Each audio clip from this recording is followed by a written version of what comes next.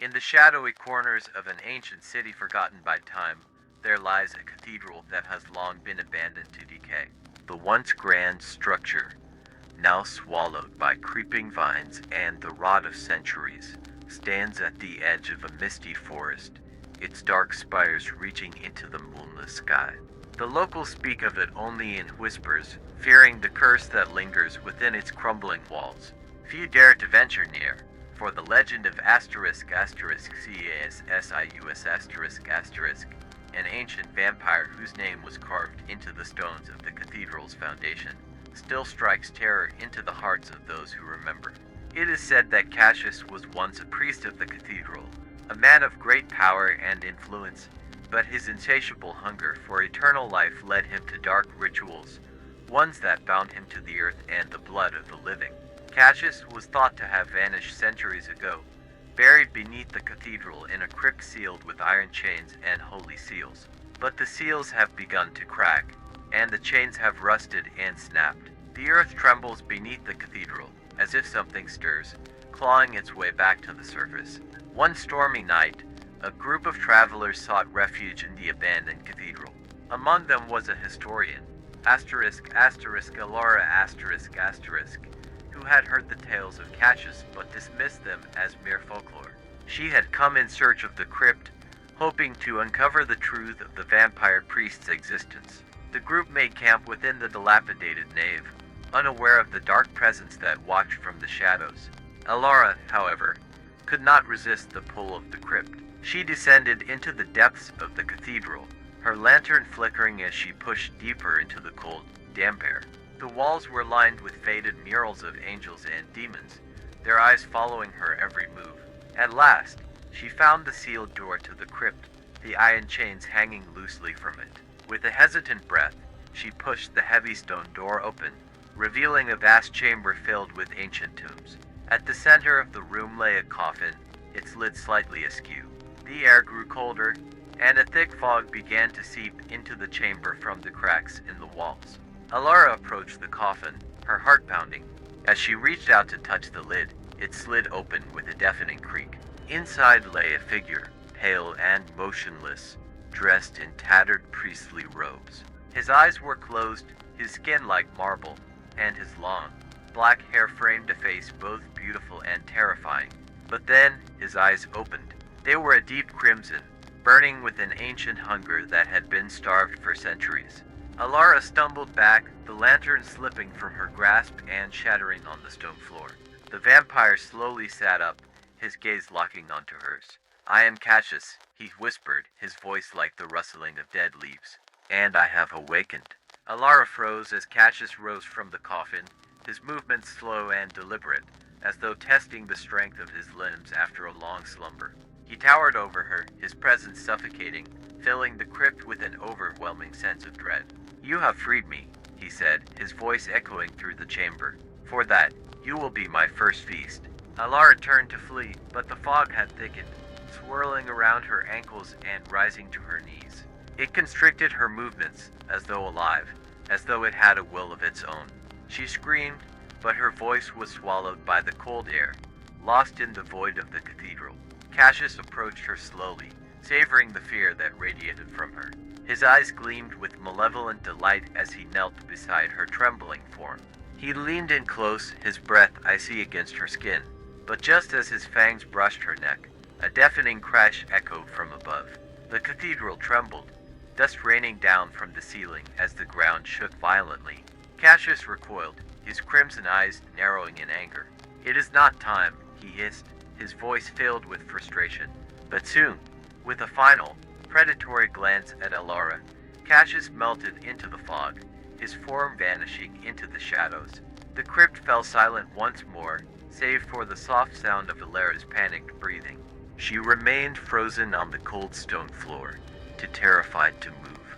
As the tremors subsided and the fog dissipated, Alara knew that the vampire was not truly gone. He had retreated, but he would return, and when he did, the world would tremble beneath his power. Alara managed to crawl out of the crypt, her mind racing with the terrible knowledge of what she had unleashed. She had to warn the others, had to stop Cassius before he regained his full strength. But deep in her heart, she knew that it was already too late, for Cassius was no longer bound by the seals of the crypt. His hunger was growing, and soon, he would rise again to reclaim the city that had forgotten him. And when he did, there would be no stopping the blood feast that would follow. Alara staggered out of the crypt, the weight of the dark knowledge she carried crushing her every step. She found the travelers huddled in the nave, their faces pale, haunted by strange sounds echoing through the cathedral. The storm raged outside, and the wind howled through the broken stained glass windows like the wails of restless spirits. "We need to leave," Alara whispered, her voice trembling. "Now." The others looked at her, confused and frightened, but something in her eyes told them not to ask questions. Together, they gathered what little they had brought and made for the entrance. But the cathedral's doors, massive, wooden things carved with the images of saints long forgotten, refused to budge. No matter how hard they pushed or pulled, they remained sealed, as though the building itself had become a tomb, trapping them inside. "We're not alone here," one of the travelers, a man named Dorian muttered. His eyes darted around the room, following unseen movements in the shadows. "Something's watching us." Alara could feel it too. The air had grown thick with a palpable sense of malevolence. Every breath felt like a struggle, as though something unseen was tightening its grip around her throat. She knew Cassius was near. She could feel his presence, lurking just beyond the edge of the light.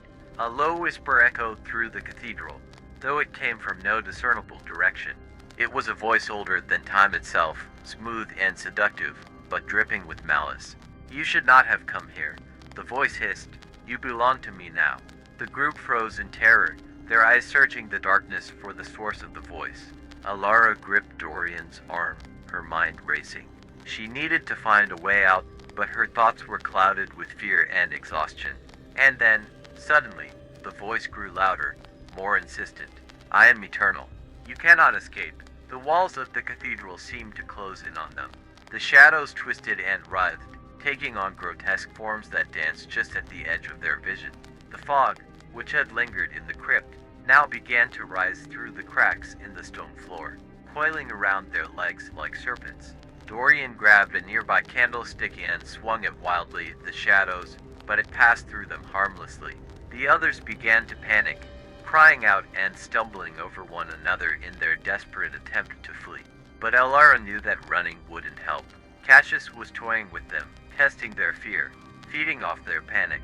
His power was growing with every passing moment, and soon he would emerge in full force. Desperate, Alara remembered something she had read about vampire lore, something about consecrated ground and sacred artifacts. If they could find the cathedral's reliquary, there might be something within that could hold Cassius at bay. It was a long shot, but it was their only hope. "To the altar," Alara shouted over the din of the storm and the rising panic. "We need to find the relics. It's our only chance." Dorian nodded, taking charge and urging the others to follow Alara's lead. Together, they raced down the nave toward the altar, their footsteps echoing off the ancient stone. The fog thickened with every step, and the whispers grew louder, more maddening. The shadows chased them, nipping at their heels like ravenous wolves. When they reached the altar, Alara frantically searched for the entrance to the reliquary. Her hands trembled as she ran them over the cold stone, her fingers searching for a hidden latch or door. Finally, she found a small, concealed panel beneath the altar that opened with a soft click. She pulled it open, revealing a narrow staircase that descended into the darkness. Without hesitation, she led the group down into the bowels of the cathedral. The reliquary was a small, cramped room lined with shelves containing dusty old relics and sacred objects. Alara's eyes darted over the ancient crosses, silver chalices, and weathered bones of long-dead saints. But her gaze settled on a large, ornate crucifix, a relic said to have been blessed by the hands of a revered martyr. Its golden surface gleamed faintly in the dim light, and she could feel its power radiating through the room. She grabbed the crucifix and held it up, the weight of it almost too much to bear. As she turned back to face the others, the fog had begun to seep into the room, swirling in unnatural patterns. Cassius was close now. She could feel his cold breath on the back of her neck. "We have to hold him off," Alara gasped, her voice shaking as she raised the crucifix higher. If we can just keep him at bay until dawn, he'll be forced to retreat. But the others weren't so sure. Their fear had turned to despair, and one of the travelers, Marion, collapsed to her knees, sobbing uncontrollably. "We're going to die here," she whimpered. "There's no escape. He'll take us all." Alara felt the weight of Marion's words in her heart. Was it true? Were they doomed to be feasted upon, one by one, until nothing remained but hollow husks? Then, from the shadows, Cassius emerged. His form was more substantial now, no longer a mere whisper in the dark.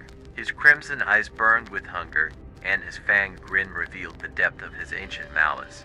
He was not the same weakened creature Alara had seen in the crypt. No, he had grown stronger, his powers renewed by the fear and despair of the living. The others shrank back as Cassius advanced, his presence overwhelming. But Alara stood her ground. Gripping the crucifix tightly, she held it out toward him, hoping against hope that the sacred relic would be enough to drive him back. Cassius hissed, recoiling slightly at the sight of the crucifix. But his retreat was temporary. He began to circle Alara slowly, his voice a low, seductive whisper. "You cannot fight me," he purred. "Your faith is weak, Alara. You feel it slipping, don't you? The darkness calls to you. Join me, and I will make you eternal. You will never fear death again." Alara's hands trembled, doubt creeping into her mind. She could feel his influence, the seductive pull of immortality, but she shook her head, clinging to the last vestiges of hope. Cassius laughed softly, his voice dripping with condescension. "Foolish girl, this is not over. I will take you all, in time." And with that, Cassius vanished into the mist once more, retreating to the shadows, but the feeling of his presence lingered. He was waiting, watching. Dawn was hours away, and time was on his side. Alara knew that they had only delayed the inevitable. Cassius would return, and when he did, there would be no more hiding, no more running. They were trapped, and the dawn seemed like a distant dream that might never come. As the cathedral groaned around them and the fog crept closer, one terrible truth remained clear. This night would never truly end. The blood feast was just beginning. The fog thickened, curling like ghostly fingers around the reliquary. Time seemed to stretch, as though the night itself had grown endless, caught in the inescapable grip of something ancient and evil. Alara clutched the crucifix tighter, her knuckles white as she stared into the swirling mists, trying to keep her resolve steady. The others were silent now, their faces pale with dread. Cassius was there. They could all feel him, his presence like a shadow pressing in from all sides. Oppressive, suffocating. But he remained unseen, his crimson eyes hidden within the gloom, waiting for the perfect moment to strike. "What do we do?" Dorian's voice was barely a whisper, his eyes darting nervously toward the mist. He could be anywhere. He could be right behind us. Alara didn't respond, her mind racing. What if they couldn't hold him off until dawn? What if the cathedral, cursed and twisted by centuries of dark magic, was no longer bound by the same rules as the outside world? What if dawn never came? "We hold the line," Alara said, though her voice lacked conviction. "We don't give in to fear." But fear was a living thing now, crawling through their veins, feeding Cassius's power. Every corner of the room seemed to pulse with a sinister life of its own. Alara could feel the cathedral itself shifting, warping around them, as if the building was an extension of Cassius's will. Suddenly, a loud crack echoed through the reliquary, and the ground beneath their feet shuddered. The floor split open with a sickening groan, revealing a dark, bottomless void that seemed to pull at the edges of reality. The travelers staggered back, their faces twisted in horror as something began to emerge from the darkness. It wasn't Cassius. It was something older, something far worse. A hand long and bony, with skin as black as the void reached up from the chasm, its fingers curling around the edge of the stone floor. Then came another hand, followed by the slow, deliberate rise of a figure cloaked in tattered shadows. Its face was featureless, a blank, smooth surface that seemed to absorb the light around it. Yet its presence was suffocating, far more terrible than Cassius had ever been. Alara's breath caught in her throat. She could feel the creature's gaze upon her, even though it had no eyes. It was ancient, older than Cassius, older than the cathedral itself. and it was hungry. The creature stepped fully out of the chasm, towering over them, its movements slow and deliberate, as though time itself bent around it. The fog retreated in its presence, as if even the mist feared this ancient thing. Who are you? Alara managed to whisper, though she already knew there would be no answer. Behind them, Cassius's voice emerged from the darkness, cold and mocking. Ah, you've awakened it. The firstborn, the true lord of this cathedral. My master. Alara turned, her eyes wide with realization. Cassius had never been the ultimate evil, he had been but a servant, a puppet. This creature, this firstborn, was the true power that had been sealed beneath the cathedral. The rituals Cassius performed centuries ago had not simply turned him into a vampire, they had awakened this ancient being, and now it was free. The firstborn extended one long, clawed hand toward Alara, and she felt a pull deep within her chest, a pull toward the void, toward the endless darkness from which it had emerged. Her body began to tremble uncontrollably, and her heart pounded in her ears as the void seemed to consume her very soul. No, Dorian shouted, stepping forward with the crucifix, thrusting it toward the firstborn. But the relic was nothing more than a trinket in the face of such primordial power. The firstborn swatted it aside effortlessly, sending Dorian crashing into the stone wall with a sickening thud. Alara's vision blurred, her strength fading as the creature's pull intensified. She could feel herself slipping away, her mind unraveling in the presence of something so ancient, so unknowable. But just as she was about to fall into the void, the pull suddenly ceased. The firstborn paused, its featureless face turning slightly as if listening to something unseen. The entire cathedral seemed to hum with a low, thrumming energy, as though the very air had become charged with electricity. And then, without a word, the firstborn stepped back into the chasm, disappearing into the void as quickly as it had emerged. The ground sealed behind it with a deafening crash, and the mist began to dissipate, leaving the reliquary in an eerie, unnatural silence. Alara collapsed to her knees, gasping for breath. The others were silent, too shocked to speak. Cassius was nowhere to be seen, his mocking voice gone. The dark presence that had filled the cathedral had vanished, leaving behind only a lingering sense of unease. What just happened? Marion whispered, her voice trembling. Alara shook her head, unable to answer. She had no explanation, no understanding of what they had just witnessed. Only one thing was certain. The creature, the firstborn, had retreated, but not because it had been defeated. No, it had left of its own accord, as if called back to the depths by something even more powerful than itself. But what could that be?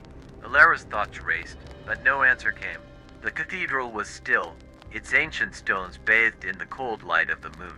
Outside, the storm had passed, and the wind was nothing more than a distant murmur.